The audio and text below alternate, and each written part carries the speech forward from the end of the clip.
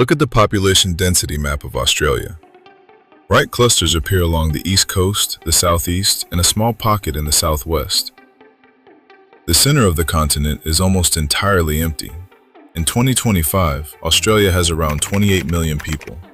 Its average population density is about 3.6 people per square kilometer, one of the lowest among major countries. Now compare that with the continental United States. Roughly similar land area, but nearly 340 million people. And here's where it gets interesting. The United States has built major cities deep inside its desert regions. Phoenix, in the Sonoran Desert, has a metropolitan population of nearly 4.8 million people. Las Vegas sits in the Mojave Desert with a metro population of more than 2.3 million. Tucson, also in the Sonoran Desert, adds another million. Australia's largest inland settlement, Alice Springs, has around 30,000 people. So the question is not whether deserts can host cities. They clearly can. The real question is this: why do American deserts support major cities, while Australian deserts do not? The answer involves geography, water, history, economics, and one invention most people take for granted.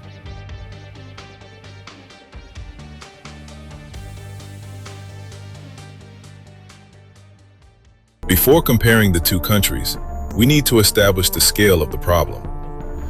Using standard climate classifications, a desert receives less than 250 millimeters of rainfall per year.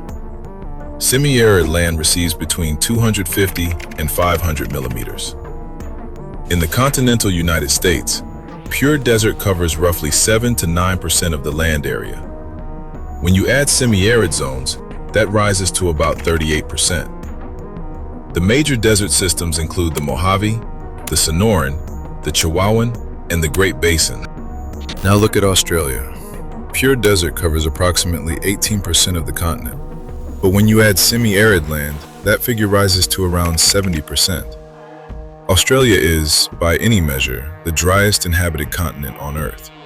So the environmental constraint is already far larger in scale than what the American West faces. But climate alone does not determine where cities grow. Water infrastructure does. And that is where the two countries diverge most sharply. Cities are not built on rainfall.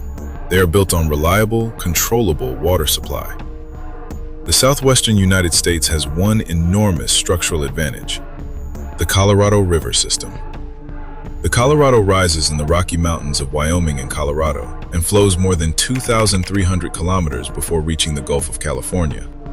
Along the way, it drains a basin of more than 630,000 square kilometers. The mountains that feed it act as continental water towers. Snow accumulates through winter.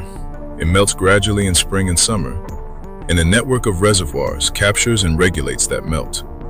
Hoover Dam, completed in 1936, created Lake Mead, the largest reservoir in the United States by volume. The Central Arizona Project, completed in the early 1990s, carries Colorado River water more than 500 kilometers into the Arizona desert. The California Aqueduct moves water hundreds of kilometers south. These are not small engineering projects. They represent a continental-scale redistribution of water. Phoenix does not survive on desert rainfall, which averages around 200 millimeters per year. It survives on imported river water, delivered by a system that took decades and billions of dollars to build. Las Vegas depends heavily on Lake Mead, which itself depends on snowpack that falls hundreds of kilometers away in the Rockies. These cities are not naturally sustained by the desert. They are engineered ecosystems. Now look at Australia. Its largest river system is the Murray-Darling Basin in the southeast. But this basin has highly variable flows, suffers recurrent drought, lies in the more populated southeast corner, and is already heavily allocated, primarily to agriculture. Most of Australia's central deserts, the Great Victoria, the Great Sandy, the Gibson, the Simpson, have no major perennial rivers at all. And here is the structural difference that matters most. Australia has no mountain range comparable to the Rockies. The Great Dividing Range, which runs along the eastern coast, reaches a maximum elevation of about 2,200 meters at Mount Kosciuszko. The Rockies peak above 4,000 meters across multiple ranges. Higher mountains generate more snowfall, hold more snowpack, and release more meltwater over a longer season. Australia's mountains are lower, warmer, and generate far less reliable runoff. There is no Australian equivalent of the Colorado River. No snow-fed continental water tower. No massive river surplus to redistribute into the interior. That is the foundational constraint. At this point, a natural question arises. Could Australia simply engineer around this problem? Technologically, yes. Desalination plants can produce water from seawater. Pipelines can carry water hundreds of kilometers inland. But consider what a city of 2 to 3 million people in the Australian interior would actually require. It would need desalination capacity far exceeding anything Australia has built to date. It would need hundreds of kilometers of large-diameter pipeline crossing some of the world's most remote and geologically complex terrain. It would need continuous, high-energy pumping to push water uphill against elevation and distance. And it would need ongoing maintenance in an environment of extreme heat, dust, and isolation. The per capita cost of water delivery to that city would be extraordinarily high, every year, indefinitely. In the United States, the large-scale water engineering of the 20th century was made possible by a specific combination of factors that all aligned simultaneously. A rapidly expanding national population created genuine demand for inland expansion. A booming post-war economy provided investment capital. Federal government programs, the Bureau of Reclamation, the Army Corps of Engineers subsidized the infrastructure.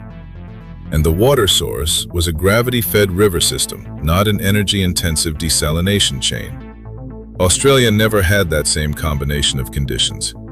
A smaller national population meant less pressure to expand inland. The economic core remained coastal, and no gravity-fed river system waited in the interior to be dammed and redirected. Before going further, it is worth addressing something most people think of immediately when they picture a city in the desert: air conditioning. If Phoenix and Las Vegas exist in extreme heat, surely air conditioning is the reason. And it is true that air conditioning was a necessary condition for large-scale desert urbanization in America. Before widespread home cooling, Phoenix had a population of only around 48,000 people in 1930. Commercial air conditioning arrived in Phoenix in the early 1930s, initially in theaters and hotels. Affordable residential units did not become common until the 1950s. When they did, the population exploded. From 1950 to 1960, Phoenix grew by over 300%. It is one of the most dramatic urban growth stories in American history. Australia also has air conditioning. Alice Springs has air conditioning. The technology itself is not the barrier. Air conditioning is a necessary condition for desert cities, but it is not a sufficient one.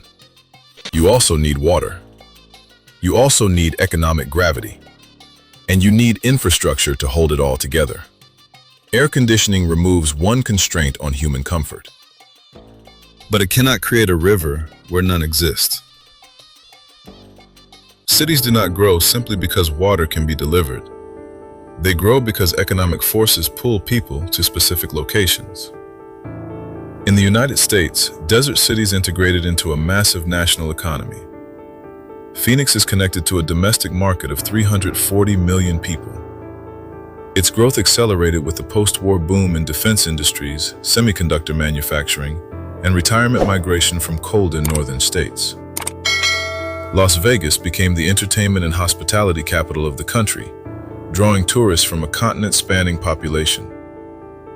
Tucson developed around military installations, the University of Arizona, and technology sectors. In Australia, the economic core was and remains overwhelmingly coastal. Sydney, Melbourne, and Brisbane sit on natural harbors directly connected to global shipping routes. These cities were the first to develop, the first to receive infrastructure investment, and the first to accumulate the economic mass that attracts more investment. The interior economy is dominated by mining, cattle ranching, and limited outback tourism. These are capital-intensive industries, but they are not labor-intensive in the way that manufacturing or financial services are. A mining operation in the Pilbara or the Simpson Desert does not need 1 million workers living nearby. It needs engineers, heavy equipment, and logistics networks, most of which are managed from coastal headquarters. There is no inland economic magnet strong enough to justify megacity-scale development. The economic logic simply points back to the coast. Settlement patterns, once established, are extraordinarily difficult to reverse. The story of how the American West was populated is inseparable from the story of the railroads. In the 1870s and 1880s, transcontinental rail lines pushed through Arizona's desert territories. The Southern Pacific's decision to route through Tucson in the 1870s secured that city's future. Phoenix, connected by rail to the national network, overtook Tucson as Arizona's largest city by 1889 and never looked back. Las Vegas was established as a railroad stop in 1905 by the San Pedro, Los Angeles, and Salt Lake Railroad, which needed a water source and a service point midway across the Nevada desert. Within a generation, rail had created the bones of the modern American Southwest. Settlers followed the tracks. Markets followed the settlers. Infrastructure followed the markets. Australia's story followed a fundamentally different path. The first European settlements were coastal penal colonies and trading ports. Sydney from 1788, Hobart from 1803, Perth from 1829. The interior was seen as hostile, difficult, and economically marginal. Australia's inland settlement was so limited that its federal government deliberately chose an inland location for its capital as a political compromise, not as an economic one. In 1908, Canberra was selected as the site of the new national capital, located between the rival cities of Sydney and Melbourne. A pair of American architects, Walter Burley Griffin and Marion Mahoney Griffin, won the design competition in 1912. The city was built from scratch, entirely planned, entirely artificial in its origins. Today, Canberra has a population of around 470,000 people. It is Australia's largest inland city and its 8th largest city overall. But notice what Canberra did not become. It did not become an economic hub. It did not attract industry, manufacturing, or global trade. It became a government city, a city of public servants, diplomats, and universities. Its growth has been steady but slow, driven by bureaucratic function rather than economic force. Compare that to Washington, D.C., which, despite also being a planned capital city, sits within a broader coastal megalopolis and functions as a node in a much larger continental economy.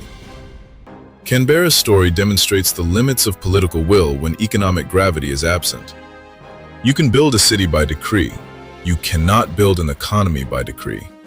And without an economy, a city stays small. By the time Australia's national development accelerated in the second half of the 20th century, Sydney and Melbourne were already dominant anchors.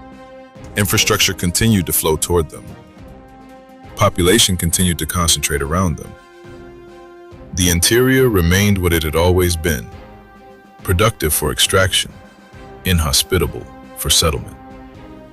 Urban hierarchy locked in. So return to the population density map of Australia, those bright clusters along the coast, that empty interior. The question was never whether technology could put a city in the desert. Technology can always find a way. The question was always whether geography, economics, and history would give it a reason to. In the American Southwest, a massive river system provided water. A continental population provided markets. Federal investment provided infrastructure. Railroads provided connectivity. And air conditioning removed the final barrier to comfort. All of those forces aligned in roughly the same era, pointing inward. In Australia, none of those forces aligned in the same way. No great river runs through the interior. No continental population mass presses against the desert edge. No transcontinental railroad opened the center the way the Southern Pacific opened Arizona. The coastal cities captured everything: trade, people, capital, infrastructure, and held it. Alice Springs sits roughly at the center of the Australian continent. Its population is around 30,000 people. It takes 12 hours to drive there from Adelaide. It is not a failed city. It is, given the geography and the economics, exactly the size it was always likely to be. And that, more than any single factor, is the answer. The empty center of Australia's population map is not an accident. It is the logical result of geography, compounded by economics, compounded by history. The land was always there. The water was not. And without water, cities are not built. They are imagined.